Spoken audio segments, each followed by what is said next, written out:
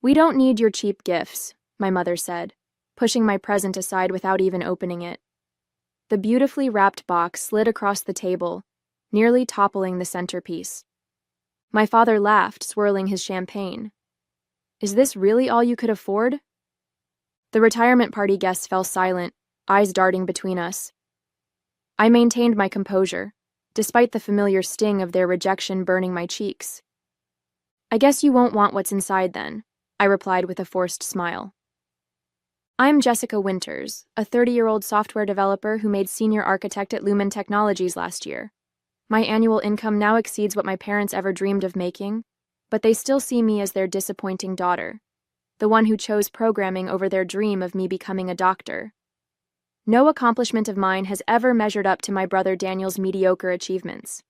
This Portland gathering is meant to celebrate my parents' retirement after 35 years of running their small accounting firm. Their colleagues toast to their future, praising their dedication and success. Meanwhile, I stand in the corner, holding my second glass of wine, watching my carefully chosen gift sit neglected on the table. The vacation home deed inside that box represented months of planning, saving, and sacrifice. I'd spent weekends driving up and down the Oregon coast, searching for the perfect beachfront property my parents had always dreamed of owning. I'd liquidated investments, worked overtime projects, and signed mountains of paperwork to make it happen. All for this moment, a moment now ruined by their perpetual disappointment in me. "Jessica, your face is so tense. You'll get wrinkles," my mother called out, smiling for the benefit of her friends. "Come join the celebration instead of sulking." Daniel approached with his wife, Catherine, both giving me sympathetic looks that somehow made everything worse. Daniel, beloved firstborn, track star, business school graduate, had brought our parents a crystal vase that now stood proudly displayed on the main table. "Don't let them get to you," Daniel whispered, squeezing my shoulder. "I'm fine," I lied, watching my father holding court across the room. My phone buzzed with a notification from my real estate agent. "Final paperwork processed. Property officially transferred to your name. Congratulations." The irony wasn't lost on me. The beach house was now legally mine, while my parents were busy dismissing it as something worthless. I glanced at the gift box again, wondering if I should just take it back. No one would know what they'd lost. My Aunt Elaine caught my eye from across the room, giving me a questioning look.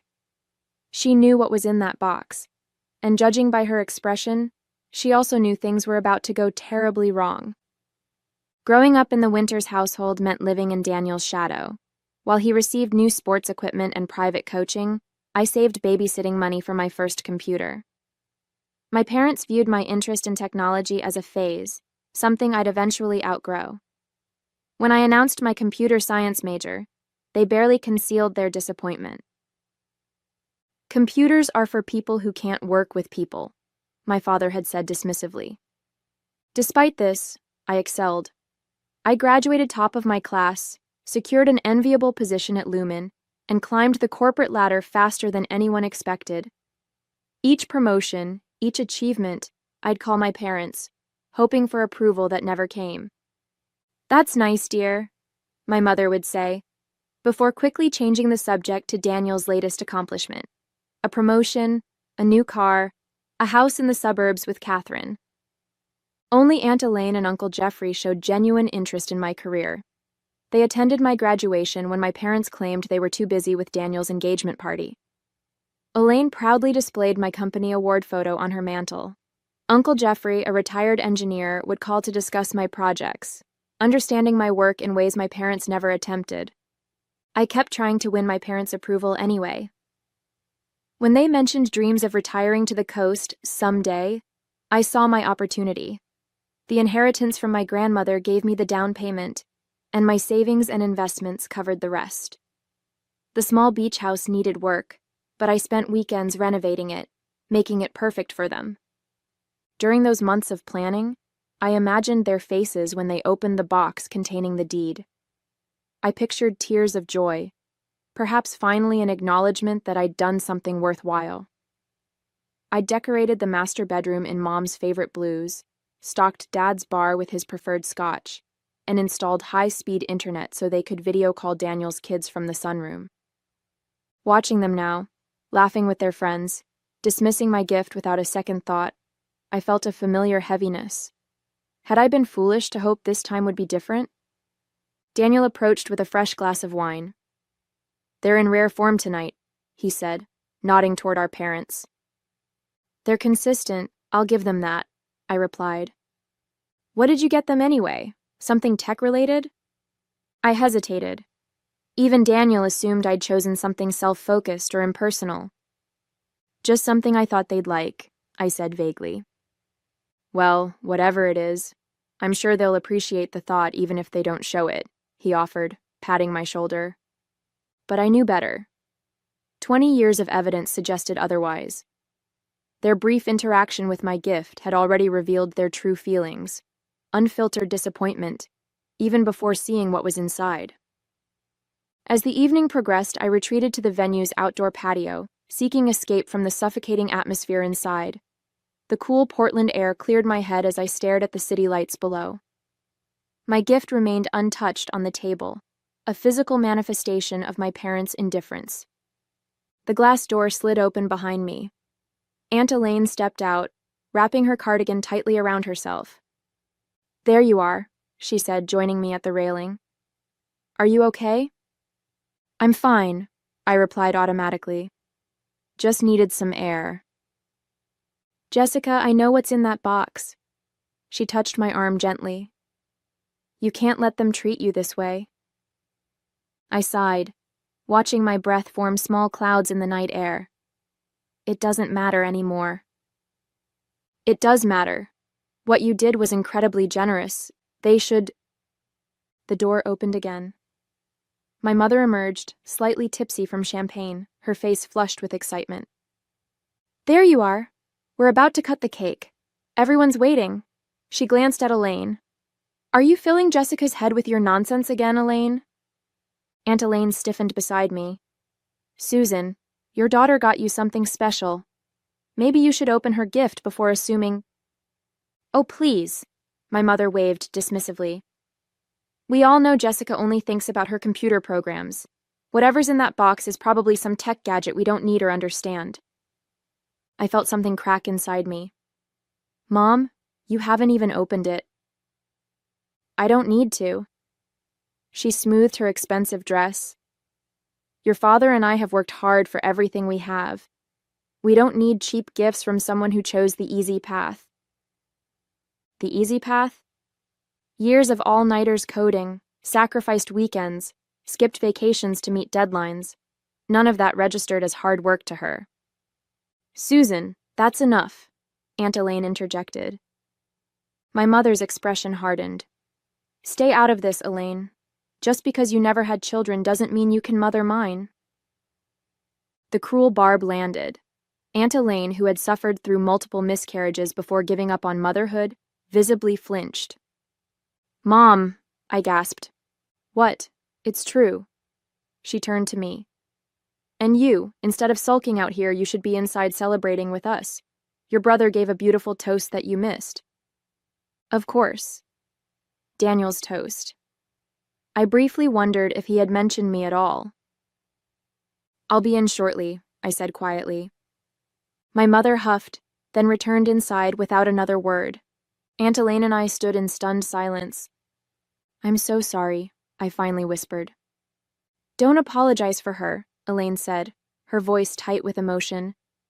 "You know, Jeffrey and I have always been proud of you, the way they treat you. It's not right." Her words hung in the air between us, a truth we both acknowledged but couldn't change. Inside, someone tapped a microphone. My father's voice boomed through the speakers, thanking everyone for coming, especially his successful son, who had followed in his footsteps. No mention of me. I glanced at my phone, at the property notification still displayed on the screen. All that money, all that effort, all that hope, wasted on people who couldn't see past their own prejudice. I think," I said slowly, "I need to make some changes." Aunt Elaine squeezed my hand, understanding in her eyes. "Whatever you decide, Jeffrey and I are behind you." I nodded, a plan forming in my mind. It wasn't revenge exactly, just a rebalancing of accounts long overdue. The next morning, I woke with renewed determination. After 30 years of seeking approval, I'd finally reached my breaking point. I would confront my parents, make them open my gift, and force them to acknowledge their mistreatment. I arrived at their house just after 10 a.m., giving them time to recover from the previous night's celebration. My gift box, still unopened, sat on their entry table alongside other presents. "Jessica? What are you doing here?" My father looked surprised as he opened the door. He was already dressed in golf attire, clearly on his way out. "We need to talk," I said, stepping inside without waiting for an invitation. "About last night, and about my gift." He sighed, checking his watch. "Can this wait?" "I have a tea time with the guys." "No, Dad, it can't wait. 30 years of being treated like I don't matter can't wait anymore." My mother appeared from the kitchen, coffee cup in hand. "Jessica, don't be dramatic.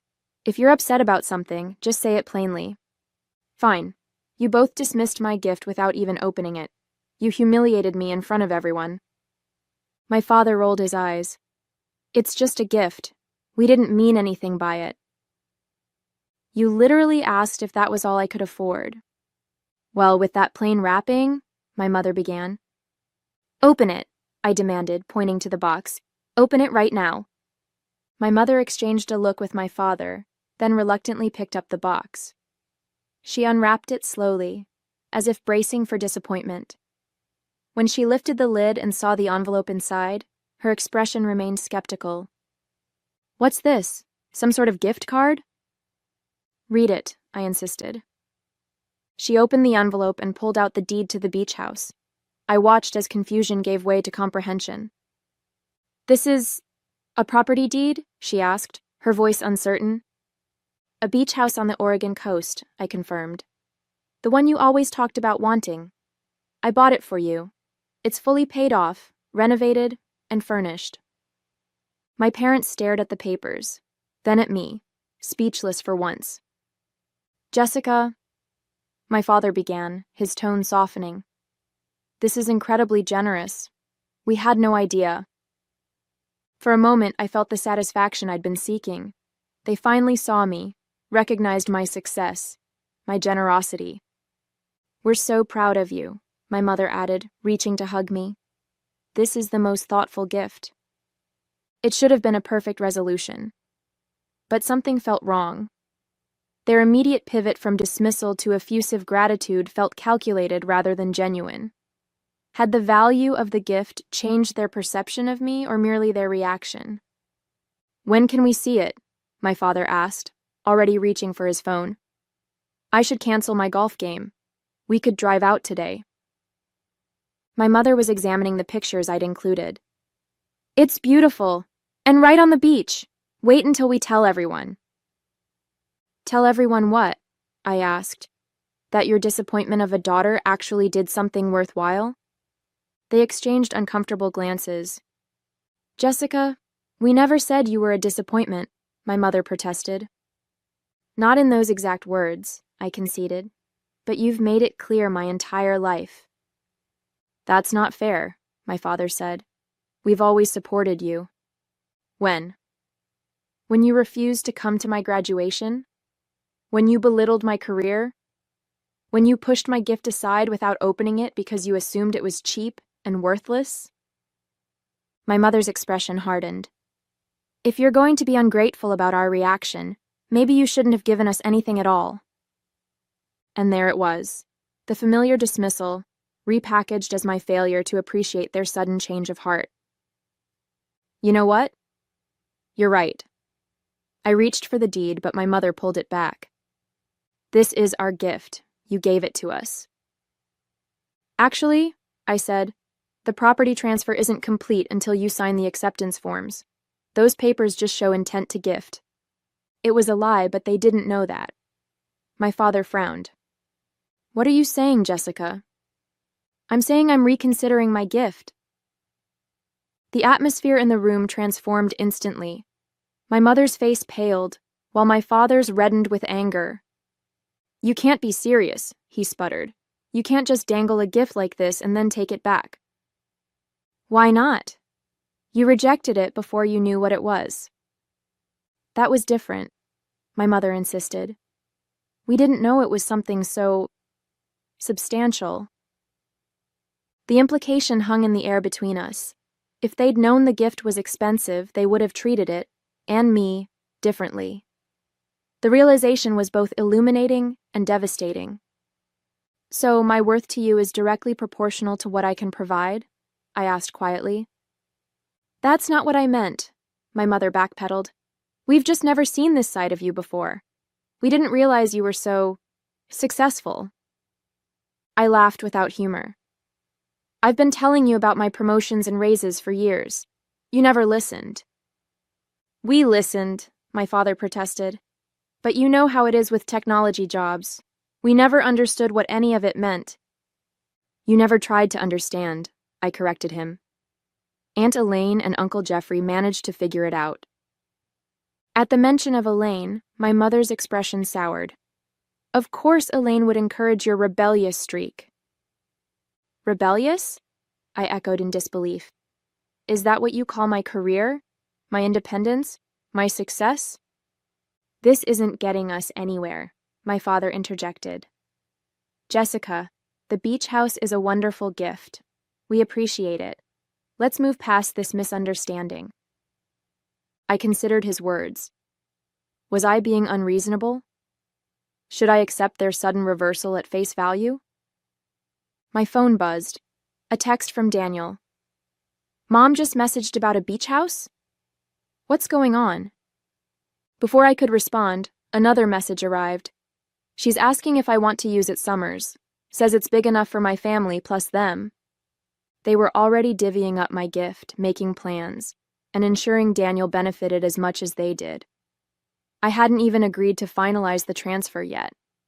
I showed my father the messages. "Do you see? Nothing has changed. You're still treating me like I don't matter." His expression turned defensive. "We're just excited about the possibilities. Daniel has children who would enjoy the beach. And I'm nothing more than the bank that finances your dreams?" "That's enough," my mother snapped. "You've made your point. Either give us the house properly or take it back, but stop with the dramatics." Something inside me crystallized in that moment, a clarity I'd been lacking for decades. I didn't want revenge or to hurt them. I simply wanted to stop participating in a dynamic that would never change. "Keep the deed," I said, surprising them both. "But understand what comes with it." "Meaning?" my father asked cautiously. "Meaning I'm done trying to earn your approval. The house is my final attempt. Use it, enjoy it, share it with Daniel. But don't expect anything more from me." My mother's face hardened. "Are you threatening to cut us off over one misunderstanding?" It wasn't one misunderstanding. It was a lifetime of them. I moved toward the door. "Sign the papers or don't. Your choice. I'll have my lawyer contact you." "Jessica, wait," my father called. "We appreciate the gift, truly. Don't leave like this." I paused at the door. "You know, I spent months choosing that house. I renovated it myself on weekends. I thought it would finally make you see me, really see me. But I realize now that nothing ever will." The truth of my words settled between us, heavy and irrefutable. "The keys are in the envelope," I added. "The alarm code is your anniversary date." As I walked to my car, my phone buzzed again, Aunt Elaine calling. I let it go to voicemail, needing space to process what had just happened. I'd given my parents what they wanted, but on my terms. It wasn't satisfaction I felt, but something closer to freedom. Only after I'd driven away did another realization hit me. I still owned that house. The transfer notification had confirmed it yesterday. Whatever papers they thought they needed to sign were meaningless. I spent the afternoon at a coffee shop downtown, trying to sort through my emotions. My phone buzzed constantly. Calls from my parents, texts from Daniel, voicemails from Aunt Elaine. I ignored them all, focusing instead on my laptop screen. My fingers hovered over the keyboard as I logged into the property management portal. One click and I could revoke access to the beach house. Another and I could list it for sale. The power was dizzying after decades of feeling powerless. After my third espresso, I finally returned Aunt Elaine's call. "Jessica, what happened?" she asked immediately. "Your mother called me in hysterics about some beach house." I explained the morning's confrontation, including my parting words. "Oh, honey," Elaine sighed. "I understand your frustration, but letting them keep the house seems like surrendering." "I'm not surrendering," I explained. "I'm setting boundaries. They can have the house, but they don't get to have me on their terms anymore." "But they don't deserve such a generous gift after how they've treated you." She was right, of course, but something still held me back from reclaiming the property.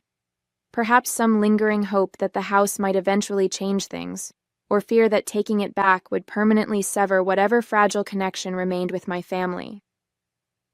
Late that evening, my doorbell rang. Daniel stood on my porch, looking uncomfortable.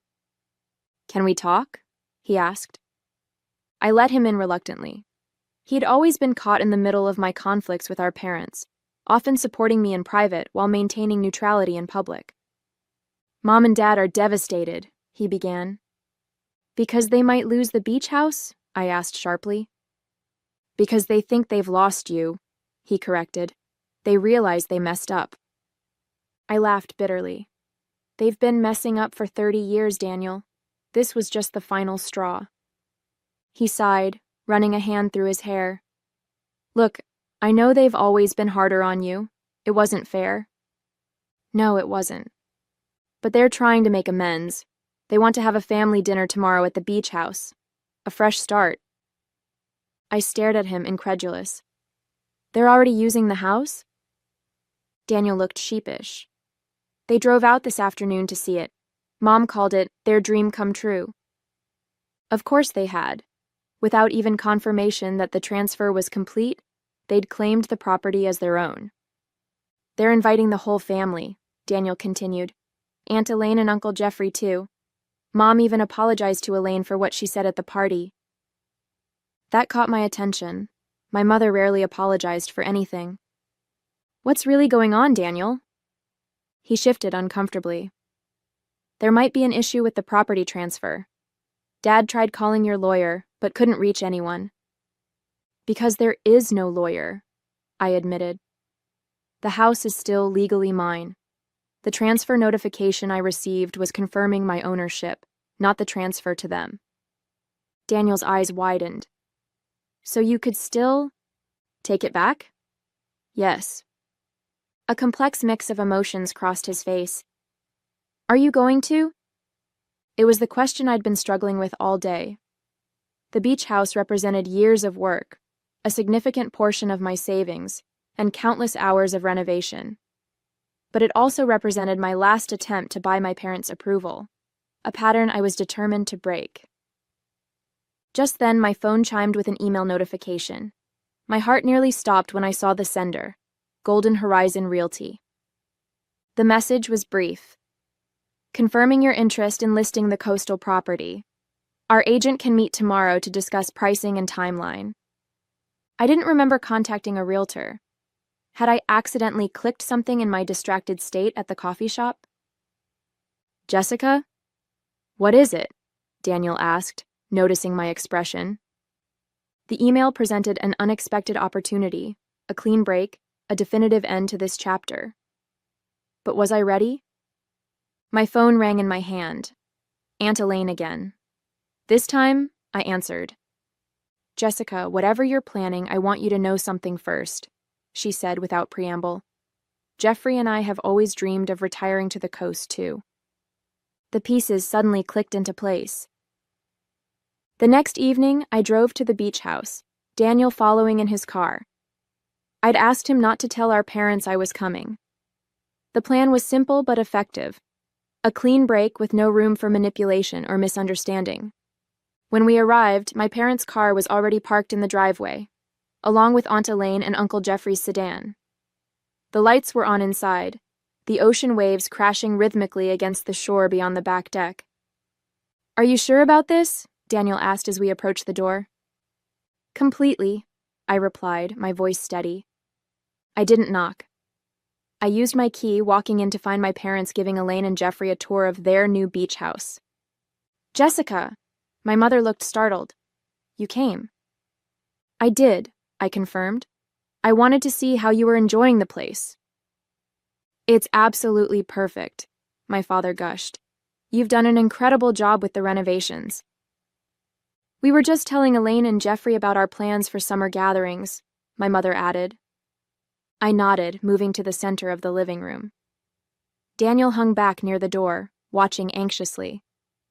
I'm glad you like it, I said. But there's been a misunderstanding. I pulled out a folder containing the true property documents. The house isn't yours, it never was. The transfer wasn't complete. My parents' expression shifted from confusion to dismay. What do you mean? My father demanded. You gave us the deed. I showed you the deed, I corrected. But legally, the house remains in my name. This is absurd, my mother sputtered. You're trying to punish us. No, I'm making a choice. I turned to Aunt Elaine and Uncle Jeffrey. The house belongs to you now. I've already started the transfer process. The room fell silent except for the distant sound of waves. You can't do this, my father finally said, his voice breaking.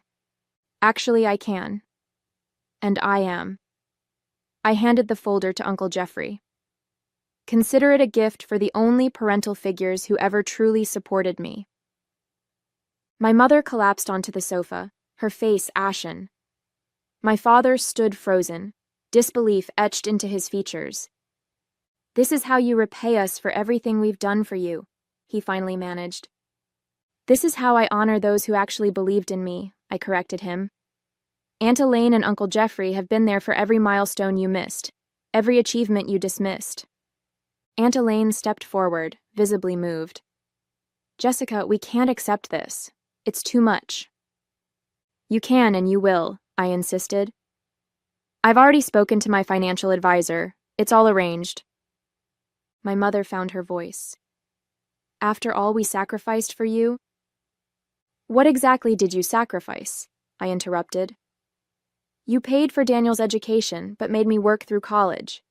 You attended his games and ceremonies, but were too busy for mine. You dismissed my career, my choices, and my gifts.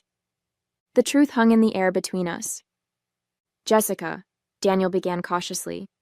Maybe there's a compromise. There's no compromise needed, I said. Mom and Dad got exactly what they wanted at the retirement party. The satisfaction of publicly dismissing me.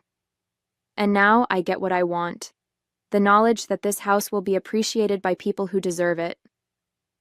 Uncle Jeffrey squeezed my shoulder. We're proud of you, Jessica. Not just for this, but for standing up for yourself. My parents began gathering their things, the dream of their beach house retreat crumbling before their eyes. You'll regret this, my mother warned as they headed for the door. I don't think I will, I replied calmly. After they left, Daniel lingered. That was harsh. That was necessary, I corrected him. For all of us. As I walked onto the deck later that evening, watching the moonlight on the waves with Aunt Elaine and Uncle Jeffrey, I felt no regret, no lingering anger, only peace. The house had found its rightful owners, and I had finally freed myself from the exhausting pursuit of approval I'd never receive. Sometimes the most valuable gift is the one you give yourself, the permission to stop trying to earn love that should have been freely given all along.